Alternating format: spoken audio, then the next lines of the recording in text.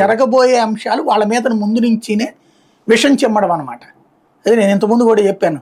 కానీ ఒక ఐఏఎస్ అధికారు కాదు సార్, ఒక చిన్న డౌట్ సార్, ఒక ఐఏఎస్ అధికారి ఒక ఐపీఎస్ అధికారు మీకు సీట్ ఇస్తాము, మీ అధికారంలోకి వస్తే మీకు మిమ్మల్ని నాయకుడిని చేస్తామంటే గత ప్రభుత్వంలో ఏం జరిగినాయో ఆ రహస్యాలు ఇవన్నీ చెప్పేస్తారా? అంటే వాళ్ళని కించపరచడమా, లేదంటే అలా జరుగుతుంది? జగన్ అది వీళ్ళు రాయడం అట్ట రాసుకొస్తారు కానీ జగన్ అట్టగా పిలిచి నీకు ఇస్తానని చెప్పి అలవాటు కూడా లేదు.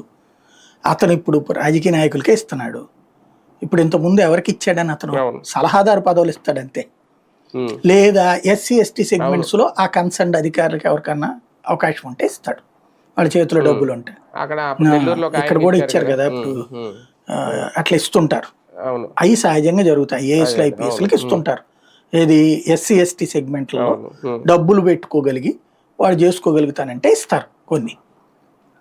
ఇది సహజంగా జరుగుతుంది. కాకపోతే ఇక్కడ వీళ్ళు ఏంటంటే ముందుగా ఇప్పటికే బిగిన్ అవుతోంది కదా ఒక అసంతృప్తి అనేటటువంటిది.